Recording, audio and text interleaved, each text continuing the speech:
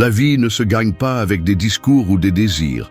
Elle se gagne avec de la discipline et des habitudes qui soutiennent ton caractère lorsque tout le reste s'effondre. Tu n'as pas besoin que le monde change pour être en paix, tu as besoin de changer toi-même, de l'intérieur, avec des choix fermes que personne ne peut te prendre. Chaque jour est un test. Soit tu maîtrises ton esprit et ton comportement, soit tu finis esclave de la confusion et du bruit venant de l'extérieur. C'est pourquoi cette vidéo n'est pas là pour te bercer, mais pour te mettre face à la vérité. La clarté mentale, la sérénité et la force intérieure ne viennent pas comme un cadeau. Elles se construisent avec des habitudes stoïciennes, simples mais implacables. Ce ne sont pas des luxes, ce ne sont pas des ornements philosophiques, ce sont des armes pratiques que n'importe qui peut appliquer s'il veut vraiment arrêter de vivre à moitié.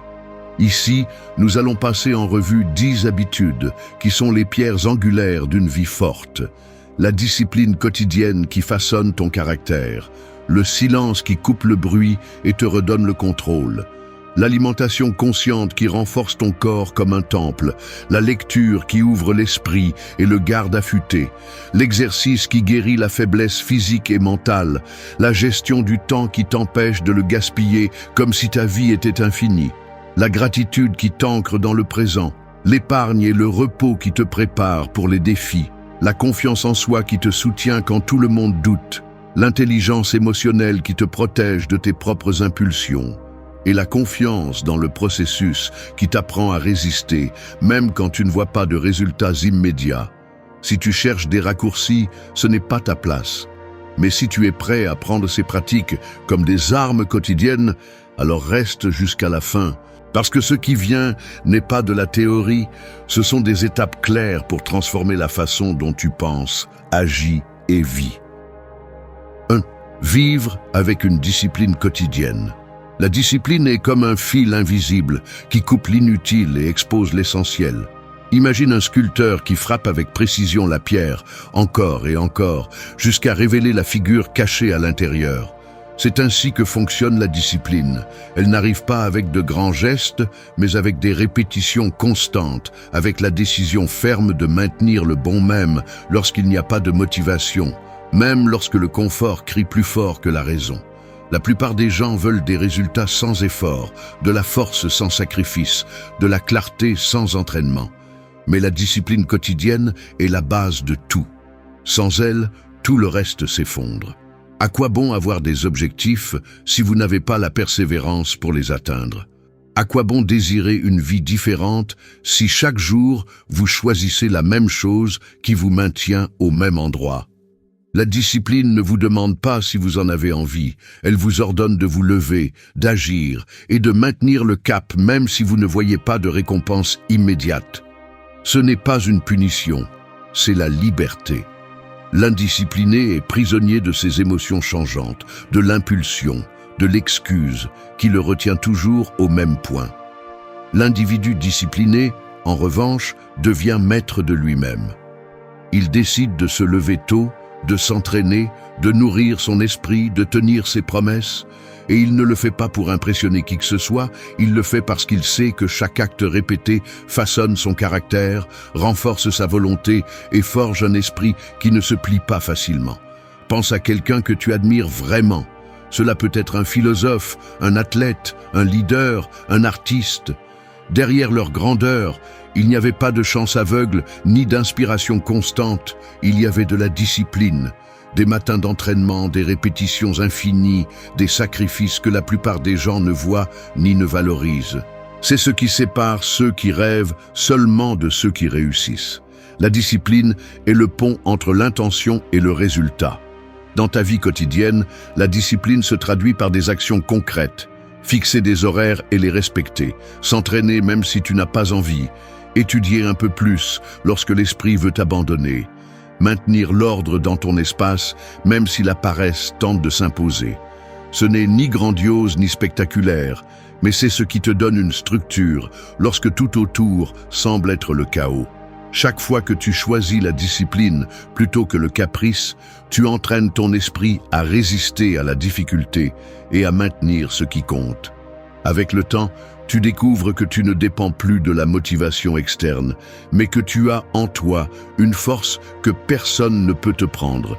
C'est là le véritable pouvoir, non pas que les autres te contrôlent, mais que tu sois maître de toi-même. La discipline quotidienne ne consiste pas à être parfait, mais à ne pas abandonner l'essentiel. Il s'agit de vivre selon une norme plus élevée, avec la conscience que chaque jour est une occasion de se renforcer plutôt que de s'affaiblir. Si tu choisis la discipline, tu choisis de te forger en quelqu'un qui ne s'effondre pas face à la difficulté. Et cela, dans un monde plein de distractions et d'excuses, est un acte de véritable rébellion. 2. Pratiquer le pouvoir du silence. Le silence est comme un océan profond. À la surface, il y a du bruit, des vagues qui se brisent, des tempêtes qui semblent tout dominer. Mais dans les profondeurs règne le calme. Rien ne perturbe sa quiétude. C'est ainsi que fonctionne le silence dans la vie de celui qui le pratique. Alors que le monde est agité par des voix, des opinions et des distractions, en toi existe un espace intact, un refuge où tu peux retrouver clarté et force. Aujourd'hui, nous vivons entourés d'un bruit constant, des écrans allumés, des notifications qui interrompent, des gens qui parlent sans réfléchir et qui s'épuisent dans des discussions inutiles. Ce bruit externe devient un bruit interne. Pensées accélérées, anxiété, confusion. C'est pourquoi le silence n'est pas un luxe, c'est une nécessité vitale. Le pratiquer, c'est comme nettoyer un verre embué pour voir à nouveau clairement ce qui est devant toi. Le pouvoir du silence ne signifie pas s'isoler du monde, mais entraîner la capacité de se taire, d'observer, d'écouter avant de réagir. Parce que dans le silence, tu apprends à te connaître, à écouter ton propre esprit sans filtre, à reconnaître ce que tu ressens et ce que tu penses vraiment. Beaucoup le craignent parce qu'en se taisant, des vérités inconfortables apparaissent. Insécurité, peur, souvenirs non résolus. Mais c'est justement là sa force, en t'obligeant à affronter ce que le bruit cache. Le silence est aussi une stratégie. Un mot mal dit peut détruire une relation. Une impulsion verbale peut ruiner des opportunités. Se taire au bon moment est une arme qui protège ton énergie et ta dignité. Tu n'as pas à répondre à chaque provocation. Tu n'as pas à donner ton avis dans chaque conversation. Garder le silence est parfois la manière la plus forte de démontrer le contrôle. Le sage choisit quand parler parce qu'il comprend que chaque mot a du poids et ne se gaspille pas en banalité. Dans la vie quotidienne, cela se traduit par des actions simples. Se réveiller et passer quelques minutes sans distraction, sans téléphone, juste avec toi-même. Écouter vraiment les autres, sans préparer la réponse, avant qu'ils aient fini de parler. Éviter de discuter par orgueil et choisir de garder le silence quand tu sais que l'autre personne ne cherche pas à comprendre, mais à gagner. Créer des espaces quotidiens de calme, où ton esprit peut se reposer du bruit extérieur. Celui qui pratique le silence se distingue des autres parce qu'il transmet une force intérieure. Il n'a pas besoin de crier pour être entendu.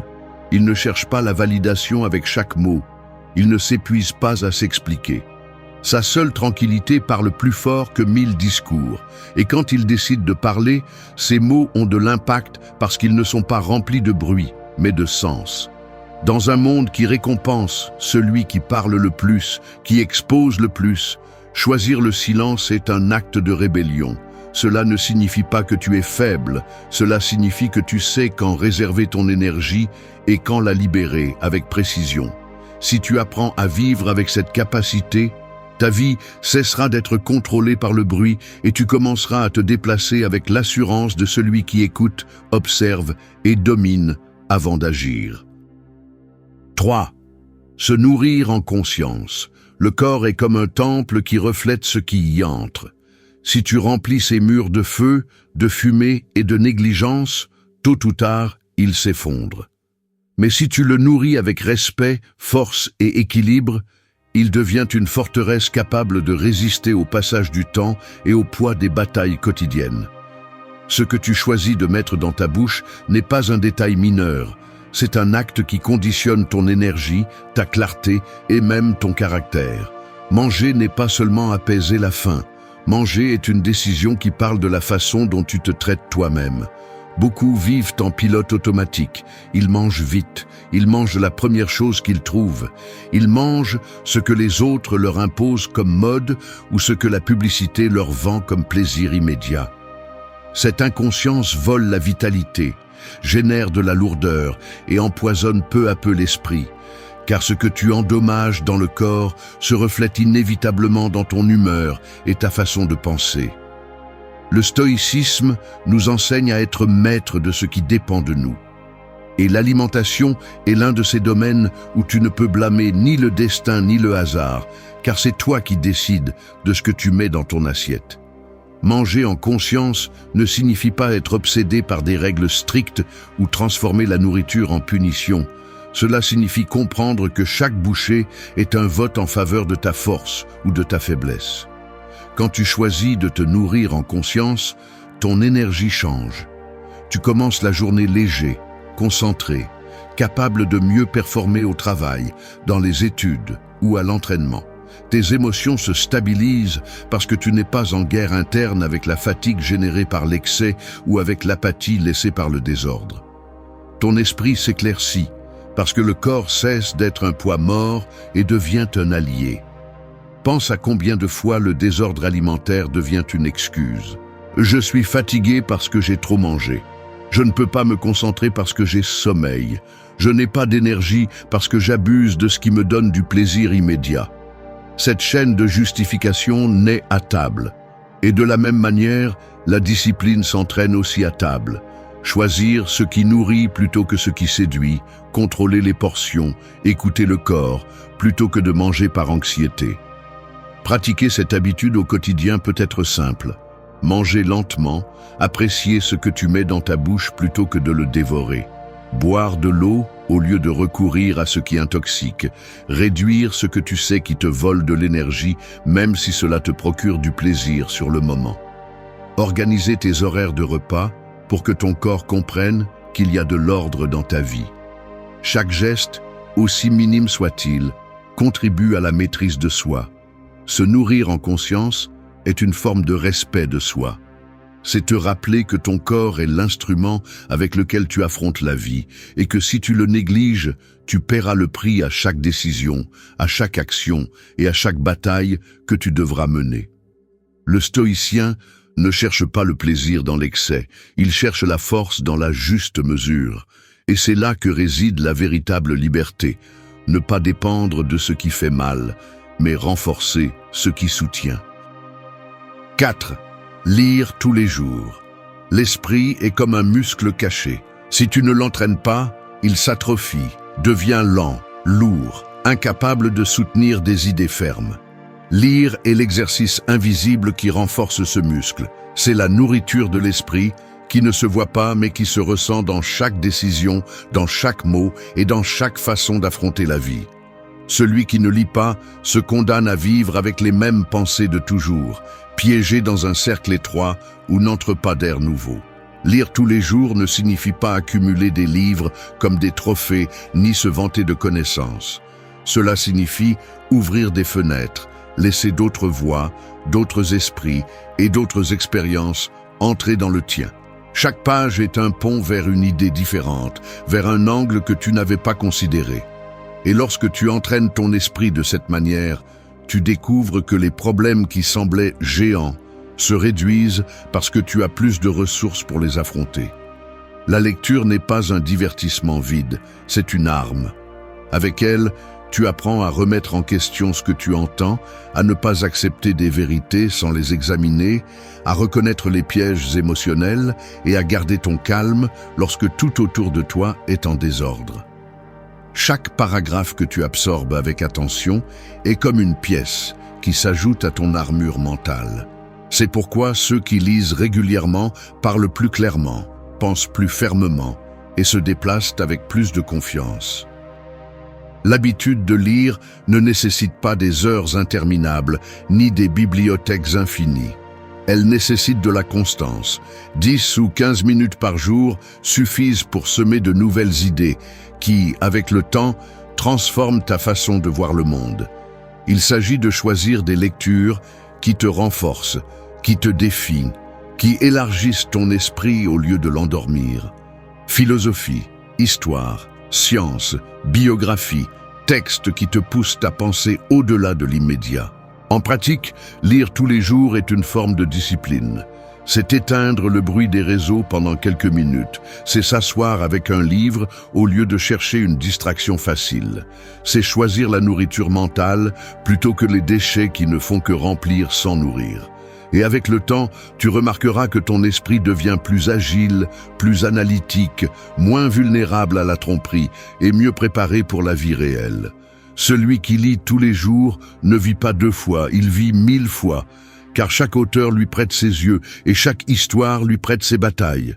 Celui qui ne lit pas s'enferme dans une pièce sombre avec ses propres pensées répétées.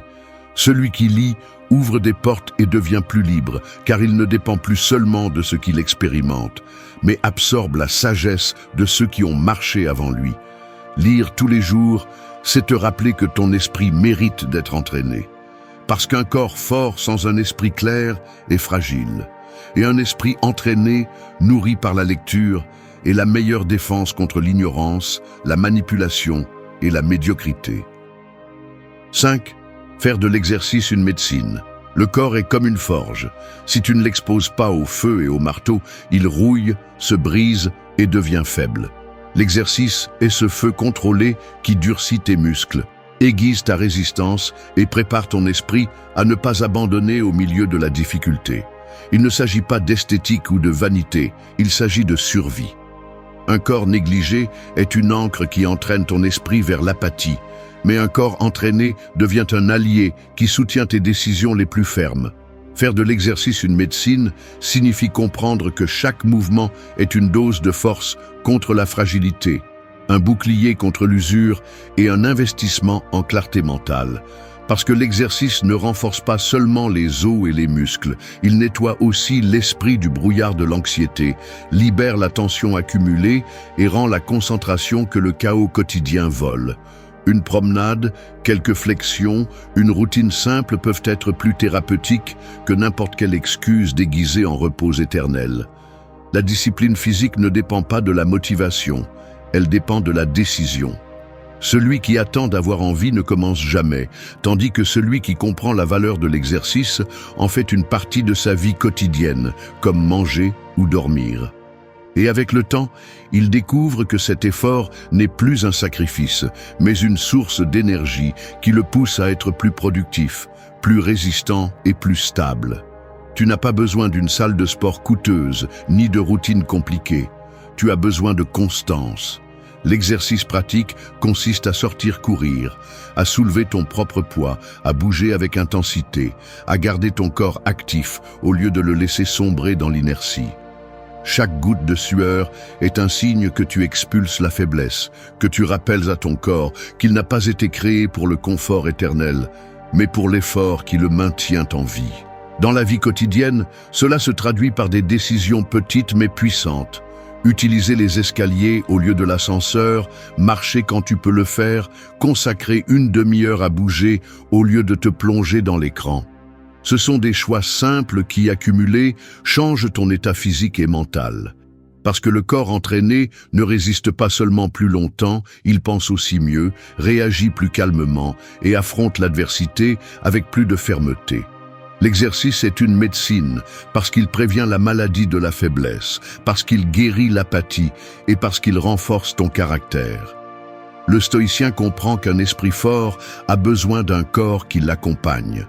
Ce n'est pas un culte de la forme, c'est un respect pour l'outil avec lequel tu traverses la vie. Si tu prends soin de ton corps avec le mouvement, tu le transformes en un champ fertile pour la discipline et la résilience. Et dans un monde qui célèbre le confort, entraîner ton corps est un acte de rébellion qui te rend le pouvoir. 6. Gérer le temps avec sagesse. Le temps est comme du sable qui s'écoule entre les doigts. Peu importe combien tu essaies de l'arrêter, chaque grain tombe et ne revient pas. Ce que tu fais avec ces instants définit qui tu es et ce que tu deviens. Le problème est que la plupart des gens vivent comme si le sable était infini, le gaspillant en distractions, en conversations sans intérêt et en activités qui ne laissent rien derrière elles. Et quand il se réveille, il réalise que des années entières se sont écoulées dans des choses triviales. Gérer le temps avec sagesse ne signifie pas vivre avec obsession ni remplir chaque minute de tâches. Cela signifie donner la priorité à ce qui soutient vraiment ta vie et arrêter de le perdre dans ce qui draine ton énergie. Parce que le temps est la seule monnaie que tu ne peux pas récupérer. Tu perds de l'argent et tu le regagnes. Tu perds des objets et tu peux les remplacer, mais tu perds un jour et il n'y a pas moyen de revenir en arrière. C'est le rappel le plus brutal qu'un stoïcien porte avec lui. La vie est finie et chaque instant compte. Celui qui ne sait pas gérer son temps finit par être l'esclave du temps des autres. Il vit en courant après des urgences qui ne sont pas les siennes, pris au piège dans des engagements qui ne nourrissent pas son esprit, épuisé par des distractions qui lui volent ce qu'il a de plus précieux. C'est pourquoi la gestion du temps n'est pas un luxe pour les organiser, c'est une nécessité pour quiconque veut vivre avec un but. En pratique, gérer le temps avec sagesse signifie apprendre à dire non. Non à ce qui vole de l'énergie, non à ce qui ne te rapproche pas de tes objectifs, non à ce qui te fait perdre des heures dans ce qui n'a pas d'importance. Cela signifie aussi structurer tes journées, établir des horaires, diviser les tâches, donner de l'espace au repos et à la réflexion. L'ordre dans ton agenda est le reflet de l'ordre dans ton esprit. Chaque matin, tu devrais te demander « Quelles actions d'aujourd'hui me rapprochent de la vie que je veux ?» Cette question est un filtre qui t'empêche de tomber dans l'automatisme. Parce que si tu ne décides pas quoi faire de ton temps, quelqu'un d'autre le fera pour toi. Et quand tu cèdes ce pouvoir, tu perds lentement ta liberté. La sagesse dans le temps est aussi dans l'équilibre. Tout n'est pas travail et tout n'est pas repos. La clé est de reconnaître quand pousser fort et quand s'arrêter pour récupérer de l'énergie. Cet équilibre n'est pas une faiblesse, c'est une stratégie pour soutenir le chemin à long terme. Le temps est le champ de bataille le plus silencieux, et celui qui le gère bien ne vit pas en courant, ni ne se plaint de ne pas avoir assez d'heures. Il vit avec clarté, avec intention et avec la certitude que chaque jour est investi dans ce qui compte vraiment. Au final, la différence entre une vie vide et une vie pleine ne réside pas dans combien de temps tu as, mais dans la façon dont tu choisis de le dépenser. 7. Ancrer la vie dans la gratitude. La gratitude est comme une ancre au milieu d'une tempête. Lorsque la mer de la vie est agitée par des problèmes, des pertes ou des incertitudes, l'ancre maintient ton bateau et empêche les vagues de t'entraîner vers le chaos. Elle n'apaise pas la tempête, mais elle te maintient stable. Vivre sans gratitude, c'est naviguer sans cap, toujours à la merci du vent, toujours insatisfait de ce que tu as et désirant ce qui manque. Beaucoup pensent que la gratitude est un geste doux, une simple courtoisie. La vérité est que c'est un acte de force.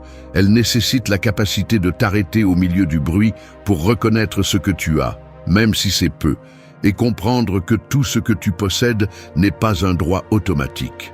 L'air que tu respires, les personnes qui t'accompagnent, les opportunités qui ont croisé ton chemin, tout cela aurait pu ne pas exister. Le reconnaître ne t'affaiblit pas, il te réveille. Le stoïcien comprend que la vie est pleine de ce qu'on ne contrôle pas. Tu ne peux pas éviter les pertes, les échecs ou les injustices, mais tu peux décider comment les affronter. La gratitude fonctionne comme un bouclier qui n'élimine pas la douleur, mais la rend supportable. Elle te rappelle qu'il reste toujours quelque chose à apprécier, même dans le pire. Cela peut être une leçon apprise, une personne qui ne t'a pas abandonné ou simplement l'opportunité de continuer à respirer pour essayer à nouveau. Pratiquer la gratitude ne signifie pas nier les problèmes ni feindre le bonheur. Cela signifie maintenir la perspective. C'est voir le verre à moitié plein sans oublier qu'il est aussi à moitié vide, mais en choisissant de te concentrer sur ce qui soutient ta vie plutôt que sur ce qui la détruit.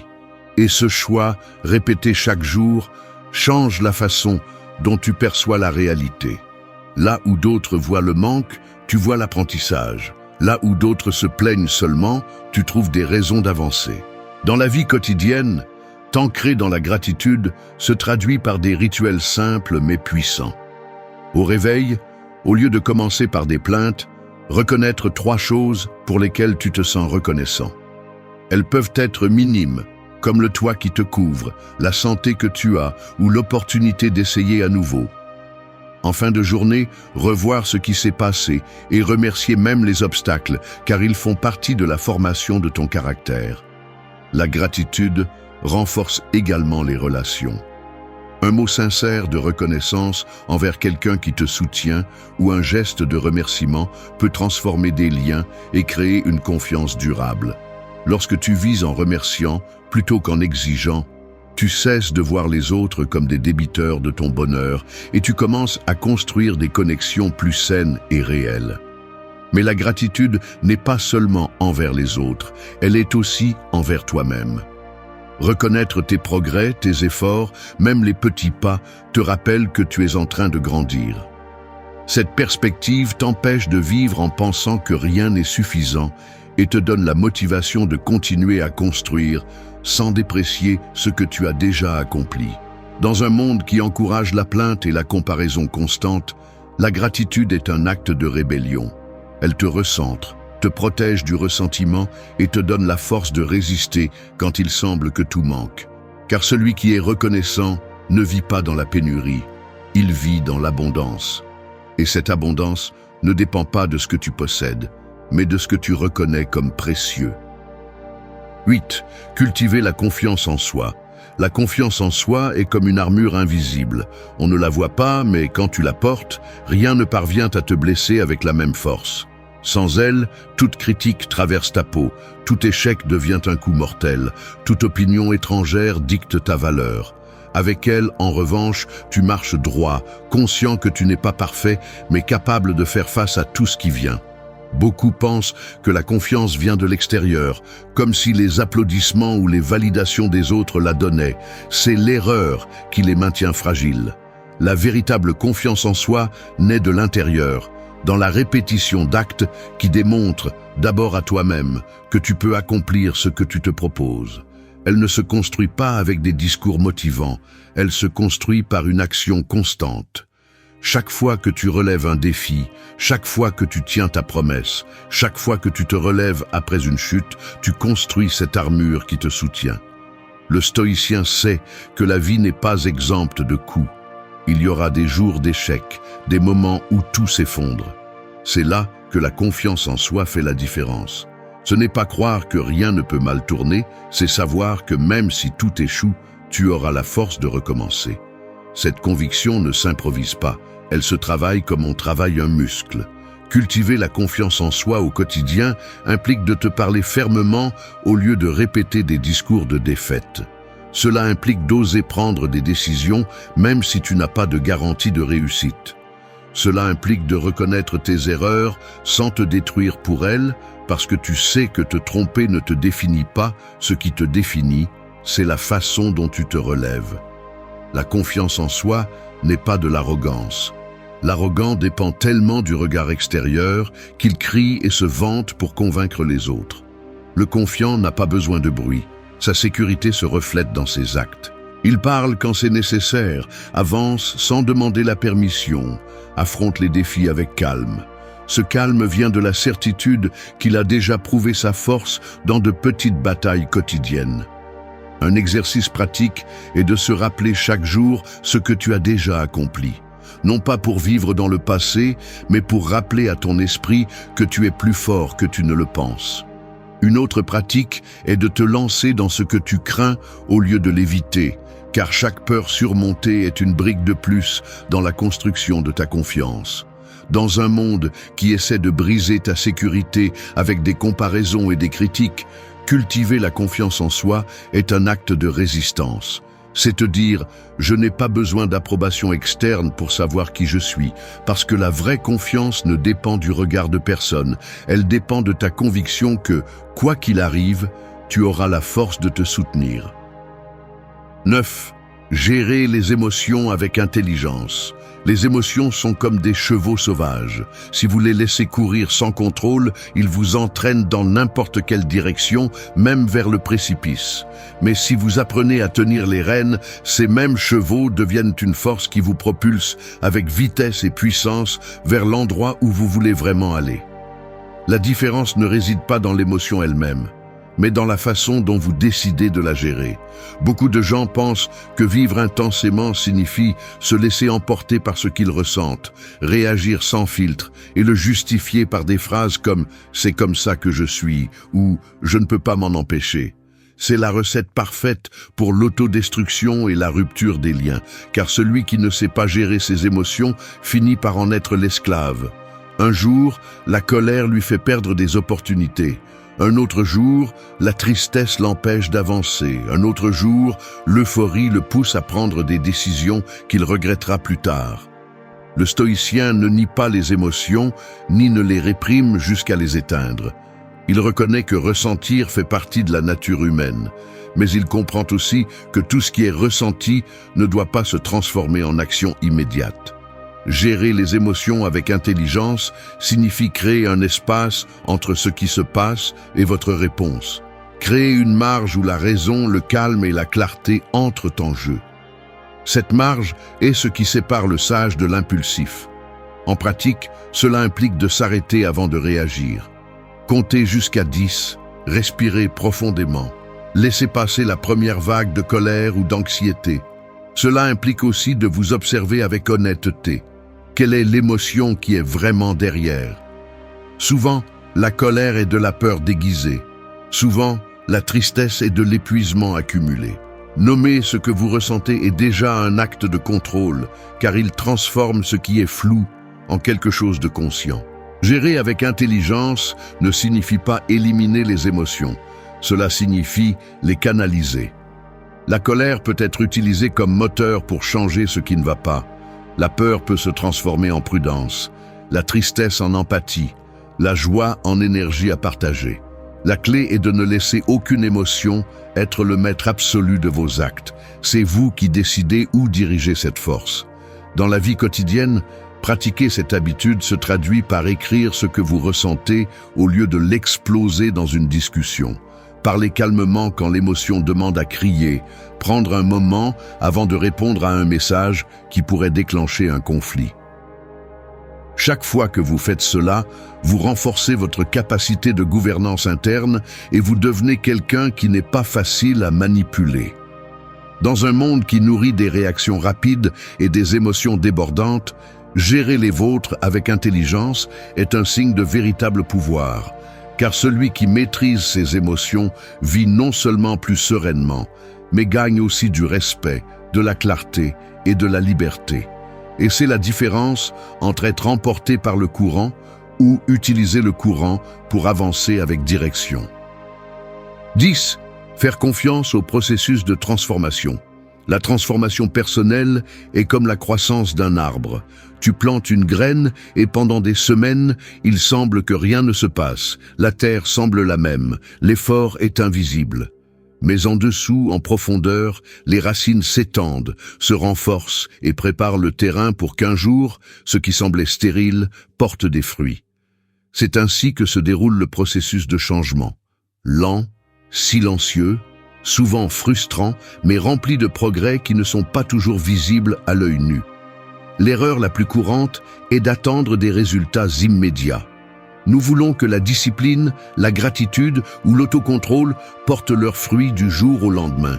Mais aucune habitude ne forge le caractère en 24 heures.